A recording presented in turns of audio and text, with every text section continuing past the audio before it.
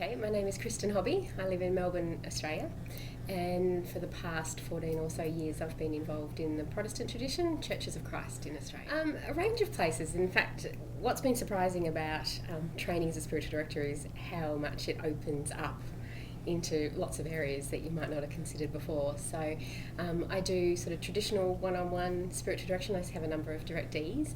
I also offer spiritual direction at a theological college that I do some work at, and just students that just come in. It's not a traditional spiritual direction relationship. We might just catch up once or twice a year, or if they've just got something they really want to work through for a couple of sessions. I also do something called prayer guiding, which is in a way similar to spiritual direction. We go into a church environment and we encourage them to put aside time each day for prayer or contemplation, in whichever form that takes for them. And then we meet with them each night and we just talk about how that was for them. And so it's similar to spiritual direction with just a bit more of a focus on what happened in their prayer life.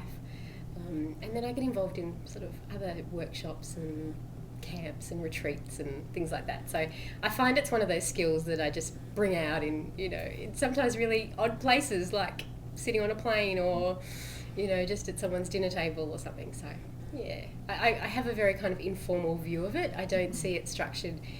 Traditional spiritual directors sort of see it as, okay, this is what we do and we have a commitment to meet monthly. I tend to be much more informal with it.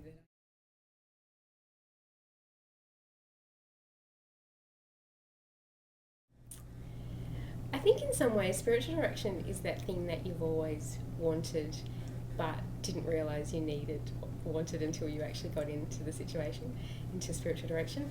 For me, the best definition is a safe place where it's perfectly okay to be you, and everything you say is safe and held and honoured, and it's in some ways it's a real luxury, because in our busy kind of lives we jump from one thing to another, and we don't often stop and just think, well, what was that like for me? What was happening? And sometimes you can go through life and there can be a situation and you go, something's happening inside, but I don't have the time now to explore it. And I find spiritual direction is one of those places, or perhaps really the only place, where you can go and just say, I just need to sit with this. Something happened for me.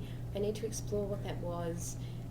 And you just have someone who just gently journeys with you and just walks along with you during that.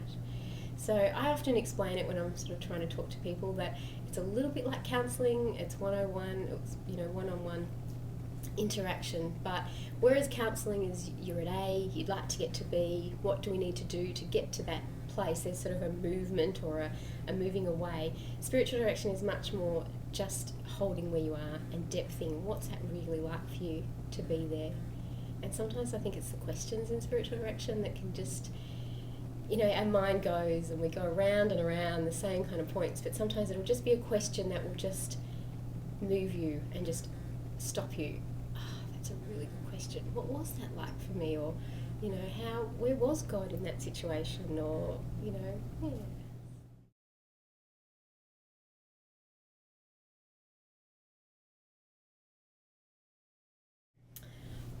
I think everyone, if I had my way, I think everyone would be in spiritual direction.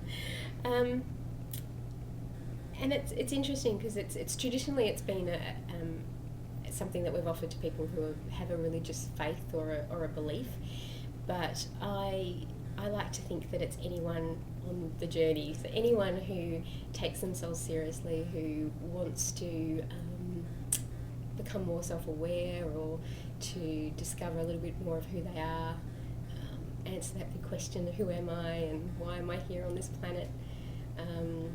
So I think anyone, really. I know that's really vague, but I think anyone in particularly, I think there's a need for people within ministry formation.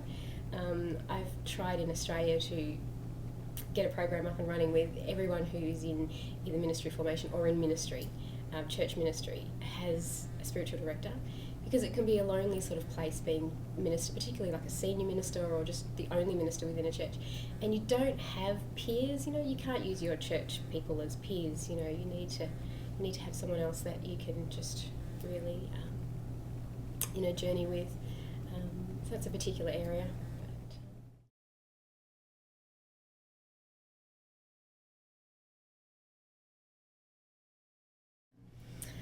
I would say something like, there are as many paths to God as there are people on the planet, and God is there for all of us, however we come, whenever we come, and there is no right way to pray. There is no right way to be. It's. I think it's more about the intention. I think there's always an invitation. My sense is always an invitation from God for us to be in relationship with Him or her. And if we choose to accept that invitation, then that's enough, like He'll be there or she'll be there waiting.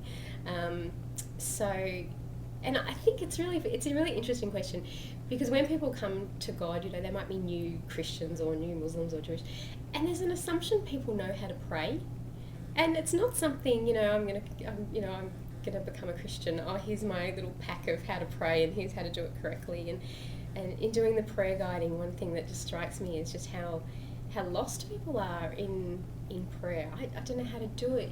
Do I do it with the Bible? Do I just sit there and ask for all the things I'd like to do? So I would be very encouraging of that person to say, you're aware of prayer. I think there's an invitation that you feel, there's a longing for you to be in relationship. Let's just journey together and see what form that might take. It's so many different ways, and such a nourishing thing, like whatever path you choose,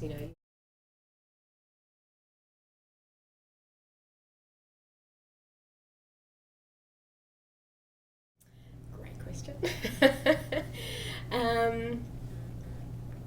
I don't think it's the only thing, like if you just went to a spiritual director and then ate bad food and didn't exercise, that would be enough. But for me, I see it as a really key part of self-care. And I don't know that many of us do self-care very well, even the ones that are really aware and are really intentional about self-care.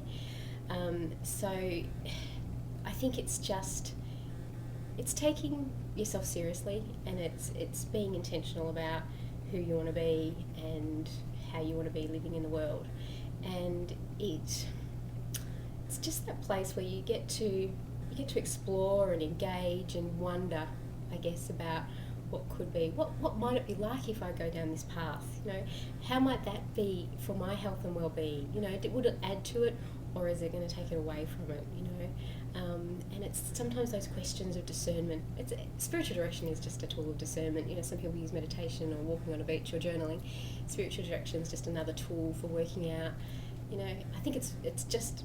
Someone said to me once, a lecturer said, God's in the questions. And I think that's a really good analogy, and I use that a lot to think when you've got those big questions, and sometimes they're little questions and sometimes they're much bigger questions of life about where I'm going to be and what path I want to take. And spiritual direction can just be that thing that helps you, discern